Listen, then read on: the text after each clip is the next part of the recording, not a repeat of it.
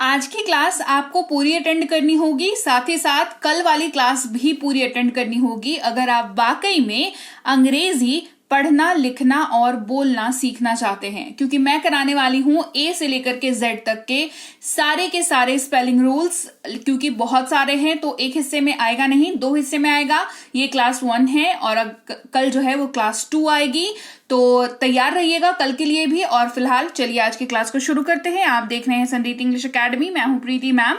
Subscribe करके bell notification को on कर दीजिएगा ताकि कल की क्लास की नोटिफिकेशन भी आपको मिल जाए। और फिलहाल क्लास को शुरू करते हैं। शुरुआत होगी हमारी बी से। जी हाँ, तो बी जो है वो साइलेंट कब होता है, मोस्टली आपको ये ध्यान क्या रखना है, किन चीजों का ध्यान रखना है, तो आपको ये ध्यान रखना है कि अगर कोई ऐसा सा शब्द लिखा हुआ है जिसका आखिरी अक्षर, आखिरी जो लेटर है उस वर्ड का, इंग्लिश की मैं बात कर रही हूं, तो उसका आखिरी जो लेटर है, आखिरी जो वर्ड है, आखिरी जो अक्षर है वो बी है और उसके ठीक पहले, क्या बोला, ठीक पहले, है ना, क्या लगा हुआ हो, एम लगा हुआ हो, तो उस केस में बी जो है वो साइलेंट हो जाता है। क्लियर? क्या अगर बी है सबसे आखिर में और उसके ठीक पहले एम लगा हुआ है तो बी जो है वो साइलेंट हो जाता है। उदाहरण के तौर पर सबसे पहला शब्द है हमारे पास कोम्ब, COMB, कोम्ब। जी हाँ, गलत पढ़ा आपने भी और मैंने भी, कोम्ब नहीं, इसको कॉम पढ़ते हैं। ठीक है, क्योंकि इसका आखिरी लेटर जो है वो बी है और उसके ठीक पहले एम लिखा हुआ है, तो कोम्ब नहीं पढ़ेंगे, इसको कोम पढ़ेंगे, जिसका मतलब होता है कंघा या कंघी, जो कह लें आप इसको, जिसे हम लोग बाल जो है सुलझाते हैं। ठीक है, फिर है थंब। जी नहीं, ये है थम। क्यों? क्योंकि हमने यहां पर देखा है ये वाला रूल, जो ये कहता है कि किसी शब्द के आखिर में अगर बी है और उसके ठीक पहले एम लगा हुआ है तो बी साइलेंट होता है, जिसके वजह से ये थंब नहीं थम पढ़ा जाता है, जिसका मतलब होता है अंगूठा। फिर है लैम्ब। भेड़ का बच्चा जो है उसको लैम्ब नहीं लैम कहते हैं, क्योंकि लॉजिक इज सेम, बी का साइलेंट रूल। आगे बढ़ेंगे, अब जानेंगे सी कब साइलेंट होता है, किन शब्दों में सी जो है वो साइलेंट होता है। ABCD वाला सी जो है वो साइलेंट होता है, वो ध्यान देंगे। अगर किसी शब्द में सी के ठीक पहले, क्या बोला, सी के ठीक पहले एस लिखा हुआ दिखे आपको, ठीक है, अगर सी के ठीक पहले एस लगा हुआ दिखे तो सी जो है वो अधिकतर साइलेंट होता है। अधिकतर मैंने क्यों बताया, क्योंकि इसके कुछ एक्सेप्शंस एग्जिस्ट करते हैं, जो एक्सेप्शंस मैं आने वाली क्लासेस में आपसे डिस्कस करूंगी। ठीक है, तो सी के ठीक पहले एस लगा हुआ है तो सी भी साइलेंट हो जाएगा। उदाहरण के तौर पर सेंट, इसको सकेंट कभी पढ़ा है, SCENT, जबकि सी का उच्चारण तो हमारा स होता है, राइट, लेकिन ससेंट तो नहीं पढ़ा हमने इसको पढ़ा सेंट। क्या पढ़ा? सेंट, जिसका मतलब होता है इत्र, महक, खुशबू, जो कह लीजिए। फिर है ससाइंस, कभी पढ़ा है क्या बचपन में? कभी आपने स्कूल में ससाइंस पढ़ा है क्या? नहीं पढ़ा। क्या पढ़ा है? साइंस पढ़ा है। क्या पढ़ा है? साइंस पढ़ा है। अगर आप देखें तो यहां पर भी सी के ठीक पहले एस लगा हुआ है, लेकिन क्योंकि ये वाला स्पेलिंग रूल ये शब्द फॉलो करता है, इसके वजह से इसको साइंस नहीं साइंस पढ़ा जाता है, जिसका मतलब होता है विज्ञान या कौशल, जो कह लीजिए। फिर है सीन, SCENE, ससीन नहीं सीन इसको पढ़ते हैं और इसका मतलब होता है दृश्य। बात करेंगे ई कब साइलेंट होता है। ई कब साइलेंट होता है? ई के तुरंत बाद AR अगर आता है तो ई जो है वो साइलेंट हो जाता है। और याद रखेंगे, जो भी मैं रूल्स बता रही हूं इन सब के एक्सेप्शंस एग्जिस्ट करते हैं। एक्सेप्शंस का मतलब होता है अपवाद। अपवाद वो शब्द होता है, वो शब्द को अपवाद शब्द कहा जाता है, जो कि एक जो रूल है उसको वो फॉलो नहीं करता है। मैक्सिमम जगहों पे फॉलो हो जाता है, पर कुछ एक आपको बिल्कुल बिगड़े हुए बच्चे जैसे दिख जाएंगे जो उस रूल को फॉलो नहीं करेंगे, और वो अपवाद, वो शब्द जो है वो अपवाद यानी कि एक्सेप्शंस कहलाते हैं। वो मैं आने वाली क्लासेस में डिस्कस करूंगी, so don't worry about that. तो ई के तुरंत बाद अगर किसी शब्द में AR आए तो ई जो है वो मोस्टली साइलेंट हो जाता है। उदाहरण के तौर पर इसको अर्ली पढ़ते हैं। अब इस शब्द में अगर ई को हटा भी दूं मैं तो आप इसको अर्ली ही तो पढ़ोगे ना, अर्ली ही पढ़ोगे ना। अगर इसको हटा दूं मैं तो अर्ण पढ़ोगे, इसको हटा दूं तो अर्थली पढ़ोगे। तो ई का यहाँ पर होना या ना होना जो है बिल्कुल बराबर सा दिख रहा है, लेकिन क्योंकि ये क्यों लिखना ना लिखना बराबर लग रहा है, क्योंकि ई साइलेंट है। अब इसमें आता है कि मैम लिखा क्यों जाता है, तो देखिए जब फोनेटिक्स का काम होता है, स्पेलिंग के प्लेसमेंट का काम होता है, तो उसके कुछ नियम होते हैं जो लोगों ने बना रखे हैं ऑलरेडी। तो आपको नियमों को सिर्फ फॉलो करना है। हमारे लिए देखो मेहनत की काम रखी नहीं है, हमारे लिए ये नहीं रखा कि भाई तुम रिसर्च करो, एक नया लैंग्वेज बनाओ, ऐसा नहीं रखा। हमारे पास है सारी चीजें लिखी लिखाई, हमें उसको फॉलो करने के लिए कहा गया है, राइट। अगर आप अंग्रेजी सही से पढ़ना चाहते हैं, लिखना चाहते हैं, बोलना चाहते हैं, समझना चाहते हैं, तो you need to follow these rules, right. तो अर्ली यानी कि जल्दी, अर्न यानी कि कमाना, अर्थली यानी कि सांसारिक। तो इन सारे शब्दों में ई के बाद ए आर है, इसी वजह से ई साइलेंट है, और ये अर्ली, अर्न और अर्थली के टाइप से। अब हम लोग बात करेंगे अगले शब्द जी की, यानी कि इसके साइलेंट रूल की। जी कब साइलेंट होता है, क्यों होता है, क्या कंडीशंस है, तो ध्यान से देखिएगा।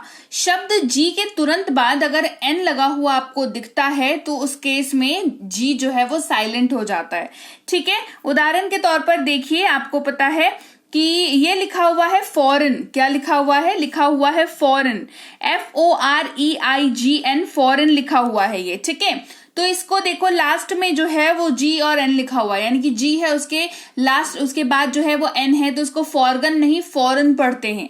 इसको असाइगन नहीं असाइन पढ़ते हैं। इसको कैंपगन नहीं कैंपेन पढ़ते हैं। फॉरेन का मतलब होता है विदेशी, असाइन का मतलब होता है सौंपना, कैंपेन का मतलब होता है अभियान। तो जी और एन अगर किसी शब्द में आए और जी के बाद एन आए तो जी जो है वो साइलेंट हो जाता है, चुप हो जाता है जी, ठीक है। बात करेंगे एच की, यानी कि एच कब साइलेंट होता है इसकी बात करेंगे। तो एच से शुरू होने वाले कुछ एक शब्द ऐसे एग्जिस्ट करते हैं जहां पर एच जो है वो साइलेंट हो जाता है, जैसे ऑनेस्ट। इसको हॉनेस्ट नहीं, मैं बहुत कोई पढ़ते हैं हॉनेस्ट, उनकी गलती नहीं है क्योंकि उनको साइलेंट लेटर का रूल नहीं पता है, लेकिन आपको पता है, आप इसको हॉनेस्ट नहीं, अब आप इसको ऑनेस्ट पढ़ोगे। इसको ऑनेस्ट पढ़ते हैं जिसका मतलब होता है ईमानदार।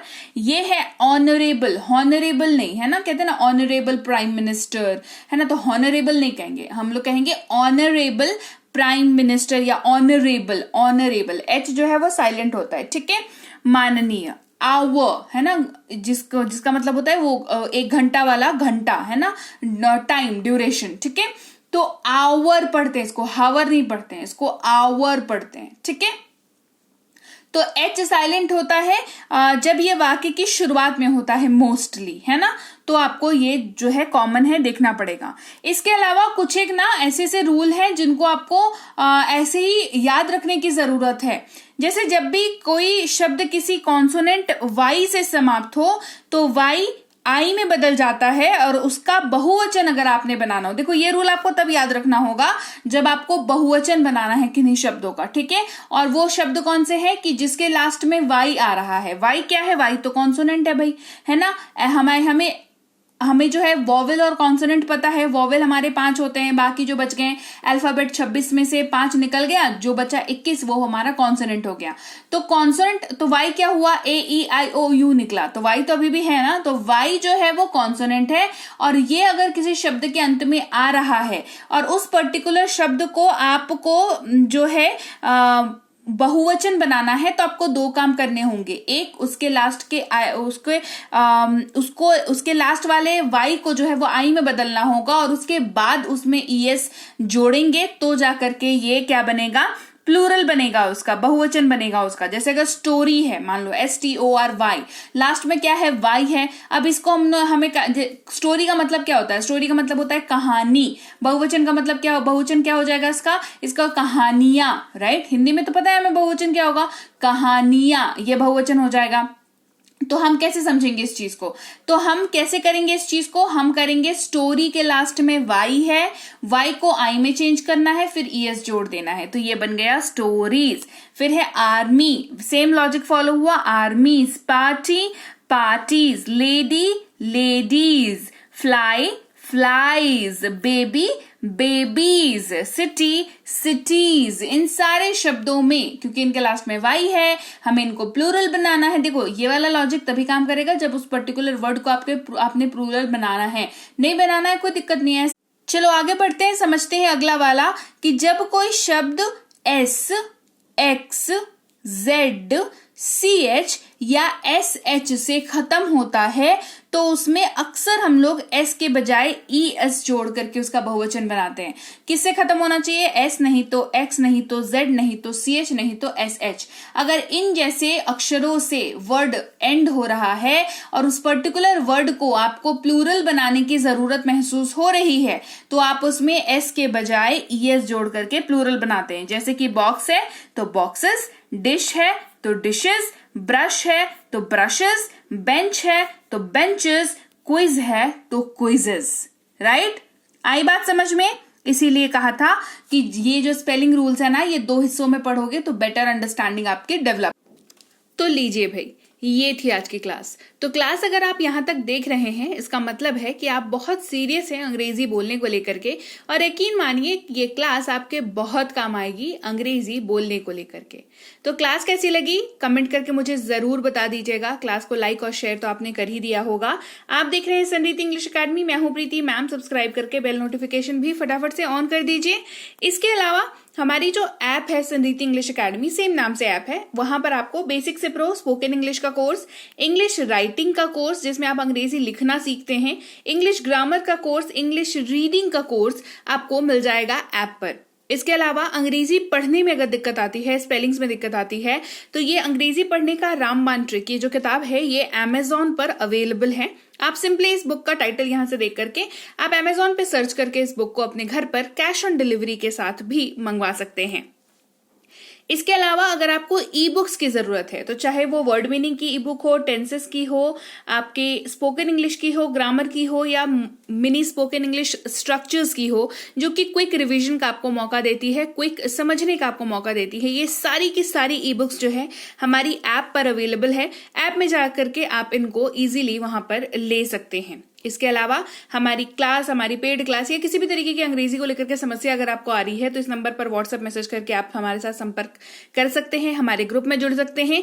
और इस किताब को मंगवाने के लिए भी आप सिंपली इस नंबर पर व्हाट्सएप मैसेज करके भी इस किताब को अपने पास मंगवा सकते हैं।